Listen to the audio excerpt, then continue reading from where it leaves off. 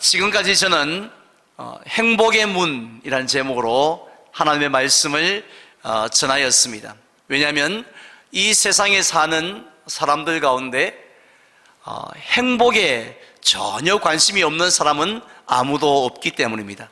모든 사람들이 다 행복의 문에 들어가려고 열심히 공부도 하고 열심히 노력도 하고 있습니다. 그런데 실제로는 어떻습니까? 우리 주변을 둘러보면 나는 정말 행복합니다, 이렇게 노래를 부르는 사람들을 거의 찾아보기가 힘든 가운데 있습니다. 그 이유가 무엇입니까? 바로 번지수를 잘못 찾았기 때문입니다. 즉 엉뚱한 문을 찾은 거예요. 사람들은 주로 어떤 문을 찾아가서 문 좀 열어달라고 그 문을 두드립니까? 바로 소유의 문입니다. 좋은 아파트를 소유하고 좋은 차를 소유하고 또 좋은 직장을 소유하면 내가 행복해질 수 있다라는 세상의 소리에 귀를 기울이고 목숨을 걸고 그 문을 향하여 달려가는 것입니다. 가장 대표적인 사람이 구약의 솔로몬 아닙니까? 그는 참으로 원하는 것들을 다 소유했던 사람이었지만 그가 내린 결론을 우리는 너무나도 잘 알고 있습니다. 헛되고 헛되며 헛되고 헛되니 모든 것이 헛되도다 라고 탄식하였던 것입니다.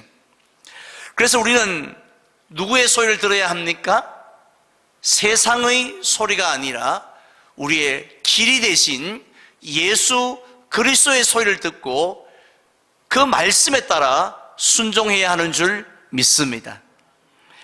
예수님은 사도행전 20장 35절에 보면 주는 것이 받는 것보다 복되도다 라고 말씀을 하셨습니다. 결국 행복의 문은 소유에 있지 않다는 것입니다. 그다음 어디에 있다는 말씀입니까? 나눔과 섬김에 있다는 것입니다.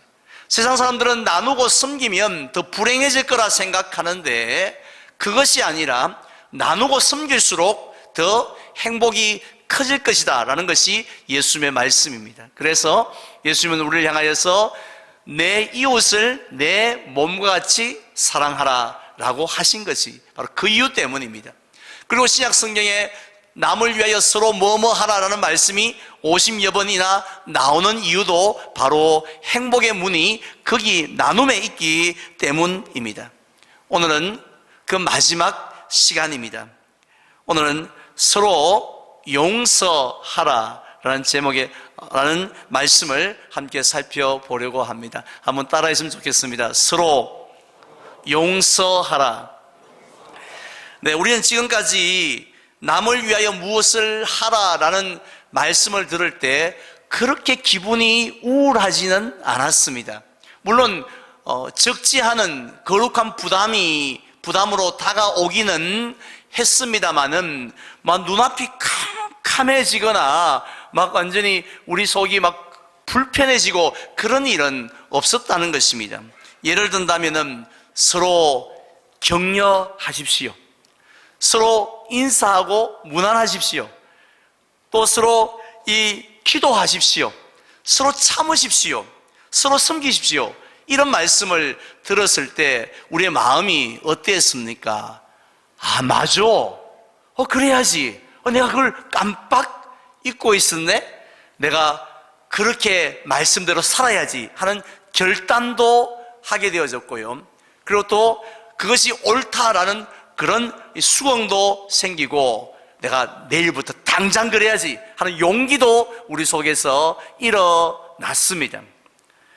자, 그런데 오늘 말씀인 서로 용서하라 라는 이 말씀은 조금 차원이 다른 것 같습니다. 이 명령을 듣는 순간 갑자기 우리의 마음이 탁 닫혀버리고 용서하면서 얼굴이 딱 굳어지는 그런 분들이 적지 않은 것 같습니다. 왜냐하면 우리가 평소에 이 전도하는 것이 말처럼 쉽지 않고 너무 어렵다고 생각하는 것처럼 평소에 역시 이 용서를 한다는 것도 까짓것 뭐 용서하지 뭐 이렇게 말하는 분은 아무도 없습니다. 용서? 와, 용서를 어떻게 하냐 하는 이러한 용서가 쉽지 않다라는 그런 마음들이 우리 모두에게 있기 때문입니다. 사실 우리는 용서에 대한 이야기를 많이 듣지 않습니까? 감동적인 이야기, 가장 대표적으로 사랑의 원자탄이라는 별명을 가지신 이 손양원 목사님의 용서의 스토리, 그리고 또 이 코리텐 붐 여사의 그 용서의 스토리를 들을 때마다 우리는 감동합니다. 와, 멋져, 정말 대단해, 아름다워, 이렇게 우리가 감탄은 하지만, 그러나 내가 남을 용서한다는 것은 정말 너무 어렵고 힘든 일이다, 이렇게 생각이 든다는 것입니다. 넘사벽, 도저히 넘을 수 없는, 서로 용서하라, 참으라는, 할 수 있겠다 이런 마음이 좀 드는데, 나를 그렇게 힘들게 했던 그 사람을, 나에게 잘못했던 그 사람을 용서한다는 것, 그것은 결코 쉽지, 그건 자신이 없는 거예요. 그래서 일찌감치 우리가 용서를 포기하고 사는 분들이 우리 가운데 얼마나 많은지 모릅니다. 이처럼 우리가 용서를 이게 불가능하다고 느끼는 가장 큰 이유가 하나 있는데요, 그것은 여러분들 마음이 악하기 때문에 그런 게 아니에요.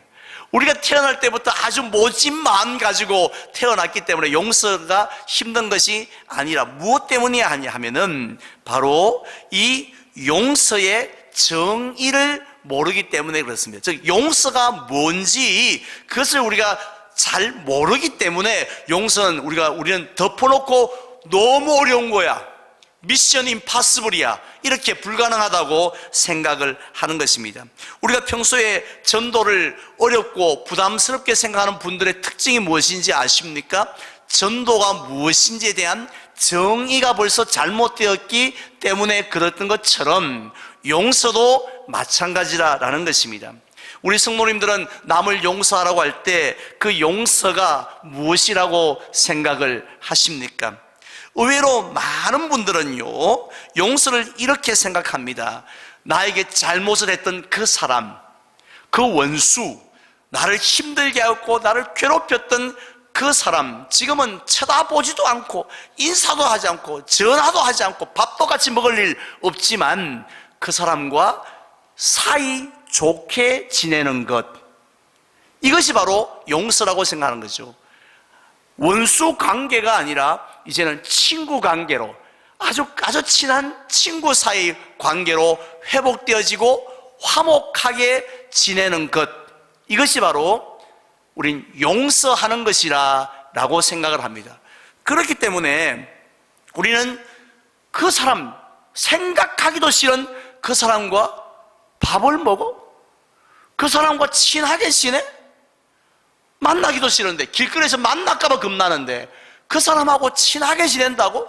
있을 수 없는 일이라고 생각을 한다는 것이죠. 그런데요, 우리가 생각하는 그 용서는 엄밀하게 따지면 용서의 열매입니다. 우리가 용서하고 난 뒤에 나타나는 하나의 결과라는 것이죠. 용서의 정의는 아니라는 것입니다. 맥스 루케이도라는 목사님은 이 용서를 너무 쉽게 이렇게 정의를 내린 것을 보았습니다. 용서는 잘못한 사람에 대한 나의 태도를 바꾸는 것이다. 다시 한번 더 말씀드릴게요. 용서란 잘못한 사람에 대한 나의 무엇을요? 태도를 바꾸는 것이다. 우리는 사람을 대할 때 똑같은 태도로 대하지를 않습니다. 누군가 나에게 잘못한 사람에 대하여서는 어떻게 대합니까? 그 사람은 우리가 불쾌하게 대합니다. 싫어하고요, 증오하고, 또 기회만 있으면, 할 수만 있으면 내가 당한 것만큼이라도, 더 이상은 곤란하겠지만 당한 것만큼이라도 좀 복수를 해주고 싶은 그런 마음의 태도를 가지고 대합니다. 하나님께서 저렇게 하나님도 두려워할지 모르고 이웃도 사랑할 줄 모르는 저 사람을 하나님이 좀 벌 주셨으면 좋겠다 하는 그런 태도를 가지고 우리는 바라본다는 것입니다. 사실 이런 태도는 우리가 구약 성경에 나오는 이 야곱의 형 에서에게서도 볼 수 있지 않습니까? 무려 20년이라는 세월이 지났습니다마는 아버지 이삭을 속이고 장자인 자신의 그 축복을 가로채버린 그 약삭 빠르고 이 교활한 야곱이 고향으로 돌아온다라는 소식을 들었을 때, 그래도 형만 하나 나오는 없지, 내가 다 품어줘야지, 세월이 약인데 하고 잊었던 것이 아니었습니다. 그 소식을 듣자마자 400명의 군인을 거느리고 가지 않습니까? 뭐 하려고요? 죽여버리려고. 도저히 이 20년이 지나도 그 태도는 바뀌어지지 않았던 것입니다. 그 모습이 에서에게만 있습니까? 사실 우리가 서로 말들은 하지 않아서 그렇지 각자에게도 우리 에서의 모습이 다 있습니다. 세월이 많이 들어보면 세월이 많이 지난 이야기예요. 또 어떤 건 별거 아닌 이야기도 있습니다. 그럼에도 불구하고 정오하고 미워하고 또 우리가 이 싫어하는 그런 태도를 가지고 있습니다. 사실 흔히들 세월이 약이라고 하는데 다른 좋은 기억은 얼마나 빨리 사라지는지 모릅니다. 불과 얼마 전에 찍었던 영상을 보면 맞아, 그때 우리 저런 일이 있었지, 내가 그때 이랬지 하고 행복한 순간들은 금방 잊어버려요. 하지만 누가 나에 대해서 잘못했던 그 기억은 정말 신기합니다. 얼마나 오래 가는지 지워지지가 않아요. 세월이 지나도 그 기억이 좀 사라지면 얼마나 편하겠습니까? 안 사라진다라는 것입니다. 나는 이전 줄도 아는데 또다시 이게 기억이 되살아난다는 것입니다. 사실 그 태도를 바꾸는 것 쉽지가 않습니다. 그런데 그 태도를 결국 바꾸는 게 용서라는 것이죠. 나에게 잘못한 사람을 정말 정오하는 그 태도를 바꾸어서 불쌍히 여기는 태도를 가지는 것, 이것이 성경에서 말씀하고 있는 용서입니다. 비록 그 사람하고 나하고 같이 당장 밥은 안 먹는다 할지라도 여전히 말도 안 하고 여전히 인사도 안 하고 여전히 또 이렇게 함께 가까이 지낼 일도 없지만은, 그러지 않지만 그래도 내가 복수해야지 했던 그 마음이, 그 태도가 바뀌어서 하나님 저주하지 마시고 자비를 베풀어 주십시오. 자기 잘못에 대해서 요만큼도 깨닫지도 못하고 있지만, 조금도 변한 것 없지만 하나님 저 사람을 불쌍히 여겨 주십시오. 축복하여 주십시오. 이렇게 마음의 태도를 바꾸는 것이 용서라는 것입니다. 물론 태도를 바꾸는 것도 쉽지가 않습니다. 내 마음이라고 해서 내 마음대로 되던가요? 잘 바뀌어지지 않습니다. 그렇게 따라서 우리는 이런 잘 바뀌지 않는 그런 마음의 태도를 어떻게 하면 바꿀 수 있을까요? 아무리 결심하고 결단하고 무슨 각서를 쓴다고 될 일이 아니지 않습니까? 방법은 하나밖에 없습니다. 그 방법은 우리를 용서하신 예수 그리스도를 바라보면 될 줄 믿습니다. 우리가 예수님을 바라보면, 용서하신 예수님을 바라보면 놀라운 변화가 우리 속에 일어난다는 것입니다. 절대로 바뀌지 않을 것 같았던 우리의 마음의 태도가 예수님을 이렇게 바라보고 묵상하는 순간 성령님의 놀라운 역사를 통해서 우리가 바뀌어진다라는 것입니다. 예수님의 용서를 한번 소개해 드릴까요? 요한복음 13장에 보면요, 예수님이 십자가에 못 박히시기 직전에 제자들과 마지막 식사를 하셨습니다. 최후의 만찬이셨죠. 그때 제자들은 두 가지 사실을 전혀 모르고 있었습니다. 먼저 무엇을 몰랐느냐 하면, 그들은 지금까지 함께 했던, 3년 동안 함께 먹고 자고 했던 그 예수님과 함께 할 수 있는 시간이 불과 몇 시간 남지 않았다 하는 사실을 전혀 모르고 있습니다. 사실 우리들도 오는 금요일이 2020년 성탄절 예배일입니다마는 그때에 지금처럼 이렇게 모여서 예배를 드리는지 또 아니면 비대면 예배를 또 드리게 될는지 아무도 알지를 못해요. 제자들도 마찬가지였습니다. 예수님과 함께하는 시간이 얼마나 남았는지 알지 못했는데 하지만 예수님은 알고 계셨지요. 모래시계로 이렇게 한다라면 모래시계 아시죠? 모래가 시간이 지나서 다 밑으로 떨어지는데 윗부분에 있는 모래가 이제 거의 몇 알 남지 아니하였다라는 것을 예수님은 알고 계셨습니다.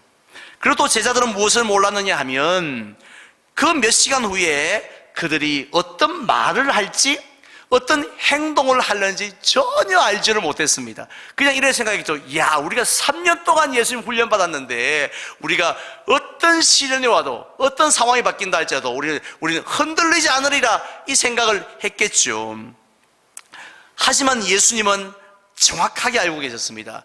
그 12명, 3년 동안 훈련받았던 그들 중에 누가 은30에 예수님을 팔아버리고 배반할지를 알고 계셨습니다. 또 누가 3번이나, 한 번도 아니고 3번이나 예수님을 저주하면서 이 예수님을 부인할지도 알고 계셨습니다. 심지어는 누가 그러마 나 살려라고 도망가는데 제일 먼저 도망을 갈지도 예수님은 알고 계셨지 않겠습니까? 자, 그럼에도 불구하고 그 자리에서 예수님이 무엇을 하셨습니까? 저녁 식사를 잡수시던 자리에서 갑자기 벌떡 일어나셨습니다. 아마도 제자들이 생각할 때는 우리 예수님께서 또 무슨 말씀을 하시려나 보다, 또 중요한 어떤 비유를 우리에게 말씀하시려나 보다, 우리에게 어떤 귀한 진리를 말씀하시려나 보다 하고 딱 예수님을 바라보았습니다. 그런데 예수님은 집중 하고 이렇게 말씀을 하신 것이 아니라 갑자기 겉옷을 벗으셨죠. 그리고 수건으로 허리를 동이셨습니다. 그리고는 대야에 물을 붓더니 제자들의 그 더러운 샌들을 풀고 발을 한 명 발을 씻깁니다. 발을 다 씻긴 다음에는 수건으로 물기를 닦아 주셨습니다. 또 그 다음 사람을 위해서 대야에 물을 붓고 발을 씻고 수건을 또 닦으시는 일을 계속 하셨습니다. 웅성웅성 여기저기서 떠들고 그러지 않았을 것 같습니다. 이게 뭐야 이거 뭔 시츄에이션 하고 다들 숨을 죽이고 예수님의 행동을 이렇게 지켜보았을 겁니다. 그의 표정은요, 어찌할 바를 몰랐을 거예요. 그들 중에 누가 예수님이 이런 행동을 할 줄 꿈엔들 생각을 했겠습니까? 멍하게 쳐다보고 있었을 뿐이었습니다. 자, 그렇다면 왜 예수님은 그토록 소중한 시간, 불과 몇 시간 안 남았지 않습니까? 그 소중한 시간에 차라리 산상수훈 핵심 요약 정리, 내가 많은 말씀을 했지만 그 중에서 3가지는 꼭 기억해라.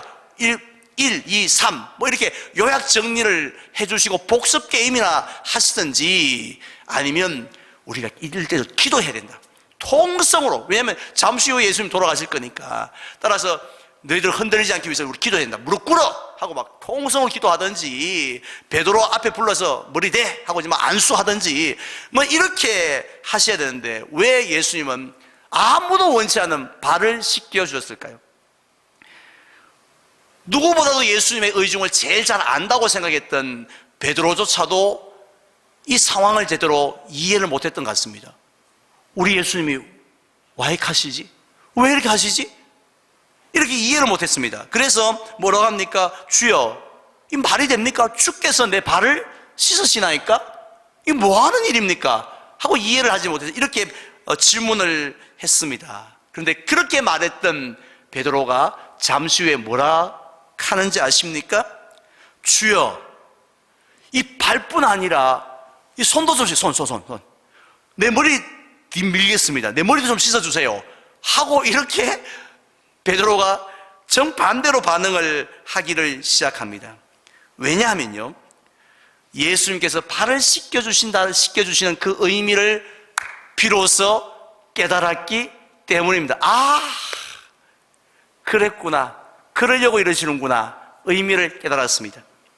요한복음 13장 8절에서 예수님이 그 의미를 이미 말씀을 하셨죠.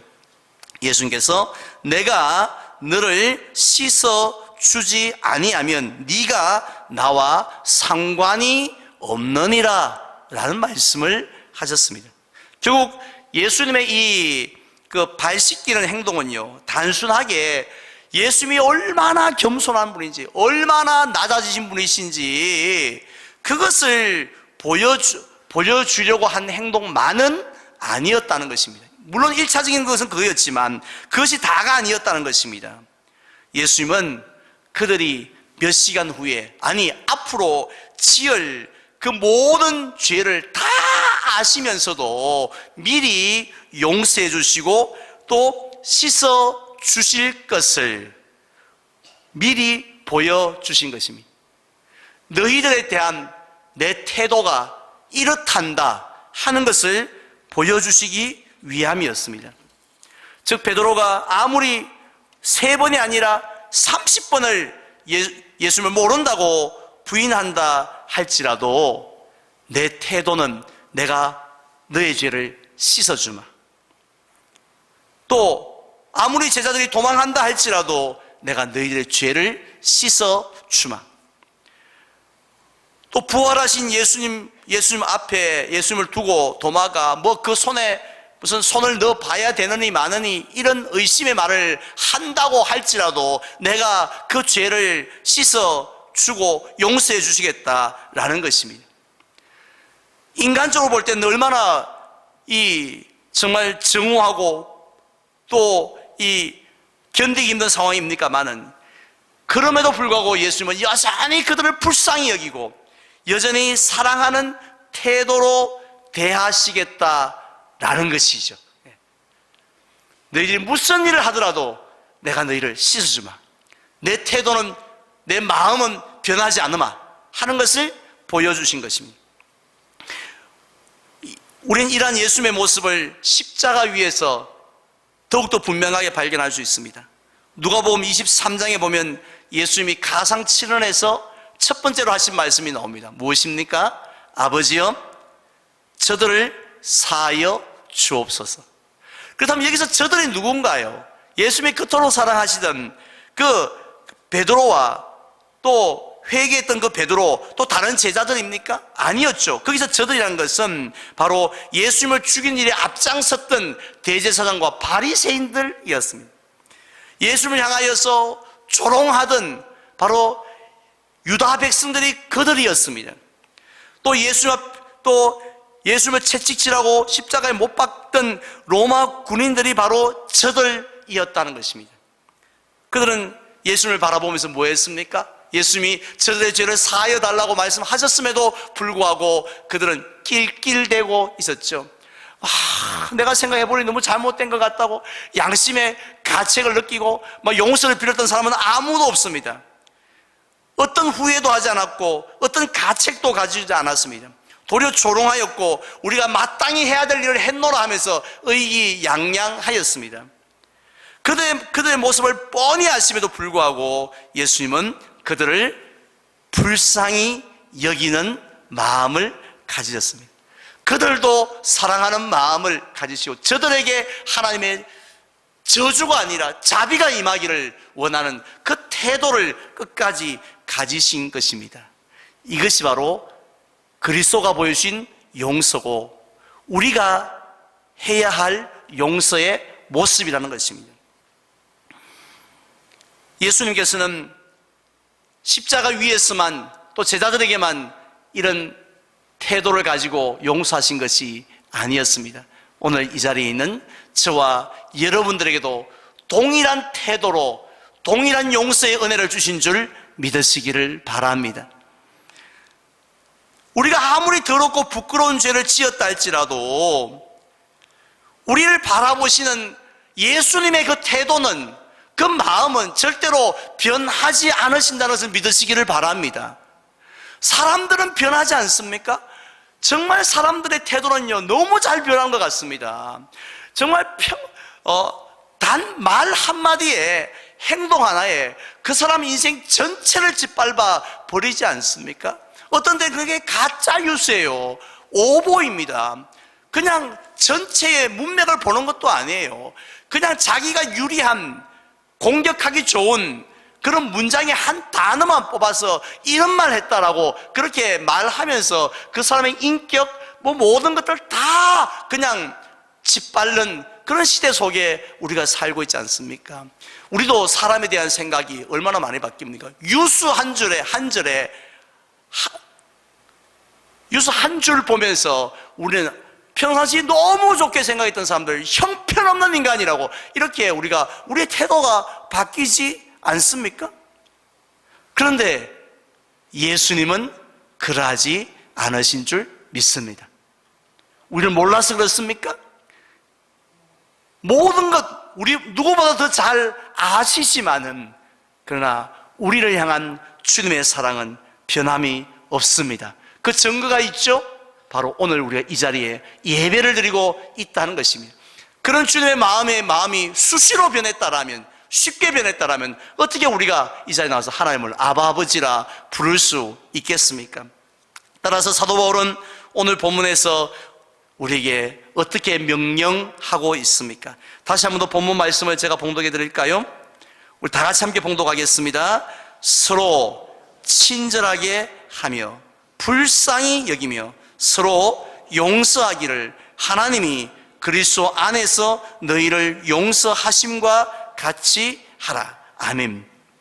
지금 사도 바울은 우리에게 서로 용서를 하는데 기준을 제시합니다. 무엇이 기준입니까? 내 생각의 기준이 아닙니다. 내 주변 사람들의 기준이 아닙니다. 예수 그리스도가 우리의 기준이 된다고 했습니다. 예수님께서 우리를 대하셨던 그 용서로 용서란 말씀은 예수님이 우리를 대하셨던 그 태도로 남을 대하라는 것이죠. 나를 힘들게 하였고 나에게 손해를 주었고 나에게 분명히 잘못했던, 그럼에도 불구하고 요만큼도 변하지 않는, 미안 한마디, 쏘리 한마디 하지 않는 그 사람에 대하여서 예수님처럼 우리가 동일한 태도로 그를 바라보는 것, 이것이 바로 주님이 원하시는 용서라는 것입니다. 실제로 요한복음 13장 14절에서 예수님은 제자들의 발을 다 씻기신 다음에 이렇게 말씀하셨죠. 다 함께 봉독하겠습니다. 내가 주와 또는 선생이 되어 너희 발을 씻었으니 너희도 서로 발을 씻어주는 것이 옳으니라. 아멘. 지금 예수님께서 이 시대를 사는 저와 여러분들에게 요구하시는 것이 무엇입니까? 장모님, 양말 벗으세요. 제가 씻어드릴게요. 권사님, 신발 벗으세요 하고 우리가 발 씻어주고 또 힘든 일을 낮은 자리에서 섬기는 것, 물론 그것도 주님이 원하시는 일이지만 정말 주님께서 우리에게 원하시는 제자의 삶이 있다라면 나처럼 내가 너희를 이런 너희도 용서했지 않느냐, 십자가에 못 박는 이런 군인도 용서했지 않느냐, 동일한 태도를, 사랑의 태도를 대하지 않았느냐, 너희도 그러해야 한다는 거죠. 우리도 상대적으로 나에게 조금 잘해주면 엎어지고 조금만 나에 대해서 나쁜 소리 하면 그냥 완전히 그냥 우리는 막 그냥 원수처럼 대하는 그런 모습이 아니라 동일하게 잘해주는 사람이든 나를 해코지 하는 사람이든 동일하게 예수님처럼 사랑으로 대하는 것, 불쌍히 여기며 대하는 것, 그게 바로 우리의 삶의 방식이 되어야 한다고, 그것이 우리 성도의 모습이 되어야 한다고 말씀하고 있습니다. 2015년 6월 17일에 있었던 이야기입니다. 미국의 사우스캐롤라이나 주에 찰스턴이라는 작은 마을이 있고 거기에 흑인들만이 모여서 드리는 예배를 드리는 예배당이 있었습니다. 딜란 루프라는 백인 젊은 청년이 총기를 들고 그 예배 중에 나타납니다. 그리고는 흑인들을 향하여 총을 난사했고 9명이 현장에서 목숨을 잃었고 많은 흑인 성도들이 부상을 당하였습니다. 재판이 진행되어졌습니다. 2년 뒤 가족을 잃은 유족들, 부상을 당한 사람들이 법정에서 이 살인자와 대화를 할 시간이 있었습니다. 그때에 유족들은 이렇게 말했습니다. 당신 때문에 나의 사랑하는 아내를 잃었어요. 당신 때문에 내 사랑하는 자녀를 잃었어요. 아직도 그 고통 가운데 있는 성도들이 있어요. 그러나 하나님께서 당신을 불쌍히 여기기를 원하십니다. 하나님이 나를 불쌍히 여기신 것처럼 당신도 불쌍히 여기기를 원하시고, 하나님이 당신을 지옥 가는 천벌을 내리는 걸 원하는 것이 아니라 하나님께서 자비를 베풀어 주기를 원합니다 라는 말을 했습니다. 그러자 그 말을 들었던 이 딜란 루프가 뭐라 했는지 아십니까? 뻔뻔스럽게 눈물 한 방울 흘리지 않고 그냥 형식적으로 이 판사가 보는 앞에서 조금 형량을 주기 위해서 그냥 쇼 한번 하지 아니하고, 저는 흑인을 죽이는 것이 저의 일이라 생각하기에 제 일을 했을 뿐입니다 하고 더 이상 아무 말도 하지를 않았습니다. 사실 인간적으로 볼 때는 진짜 열받는 일 아닙니까? 아니 어디 저런 인간이 다 있느냐고. 그런 죄를 지어도 눈물 한 방울 흘리지 않는, 자기에게 용서를 베푸는 그 사람들, 유족들의 앞에 저게 인간이냐고, 짐승이지 하면서 난리가 났지 않겠습니까? 그냥 무슨 옆에 던질 거 있으면 던졌을 것 같습니다. 그런데 유족들은 하나님이 당신을 불쌍히 여기기를 원합니다 라고 그 태도를 바꾸지 않았습니다. 이것이 바로 우리가 이 세상에서 세상 사람들에게 보여주어야 할 제자의 모습, 용서의 모습인 줄 믿습니다. 이제 저는 말씀을 맺고자 합니다. 이제 2020년도도 열흘밖에 남지를 않았습니다. 한 해를 마무리하느라 몸도 마음도 많이 분주한 가운데 있죠. 그런데 예수님께서 우리에게 간절히 원하시는 것이 있습니다. 십자가에 달려 돌아가시기 얼마 전에 얼마나 원하셨던지 제자들에게 행동으로 보여주었던 일이 있습니다. 바로 서로 용서하는 것입니다. 왜냐하면 우리가 벌써 그런 용서의 은혜를 입었기 때문이고, 더 중요한 것은 우리가 용서의 삶을 살 때 우리가 행복의 삶을 누릴 수 있기 때문입니다. 우리가 반대로 용서하지 않으면 내가 아쉬운 게 있다고 하면서 내가 용서하지 않으면 나는 평생을 분노의 감옥에서, 증오의 감옥에 갇혀서 살아갈 수, 상대방은 잘 먹고 잘 사는데 내 혼자 분노와 증오의 감옥에 갇혀서 황폐하게 살 수밖에 없으니, 하나님은 그 죄 지은 사람을 사랑하신 것도 있지만 우리를 더 사랑하시기 때문에 제발 그 감옥에서 나오라고, 그 증오의 감옥에서 좀 나오라고 그렇게 우리에게 용서하라 하신 것입니다. 혹시 에서처럼 아직도 용서하지 못한 사람이 있습니까? 정말 만나고 싶지 않아요. 전화가 올까봐 겁나고, 밥을 먹는 상상도 할 수 없는 그런 너무 싫은 사람 있잖아요. 물론 너무 좋은 사람도 많죠. 수시로 만나고 싶은 사람도 있지만 정말 만나기도 싫은 그런 사람들 우리에게 있지 않습니까? 우리의 잘못입니까? 아니에요. 그 사람이 잘못했죠. 그 사람이 나에게 잘못한 거죠. 나를 힘들게 했죠. 그런 사람들이 우리에게 있다는 것이죠. 하지만 주님은 원하십니다. 그 사람의 너를 위해서, 그를 위해서가 아니라 너를 위해서 그 사람에 대한 태도를 바꾸라고요. 불쌍히 여기는 태도로, 축복하는 태도로, 하나님의 자비가 임하기를 원하는 그런 태도를 바꾸라고 말씀합니다. 그리하면 나는 예수님 바라보며 겨우 잘 바뀌지 않지만 그래도 조금이라도 태도를 바꾸었을 뿐인데, 하나님은 그 용서를 통해서 놀라운 일들을 이루실 줄로 믿습니다. 놀라운 평화를 우리 마음속에 부어 넣어 주시고요, 또 놀라운 변화의 역사를 그 사람에게 나타내어 줄 줄 믿습니다. 하지만 우리가 태도를 바꾸지 않으면요, 그 사람이 무슨 죄를 지었다 할지라도 절대로 바뀌지 않습니다. 우리의 태도를 바꿀 때 그 작은 일을 통해서 하나님은 놀라운 역사를 베풀어 주실 줄 믿습니다. 이러한 축복이 2020년 한 해를 마무리하는 저와 여러분들에게 충만하시기를 주님의 이름으로 축원을 드립니다.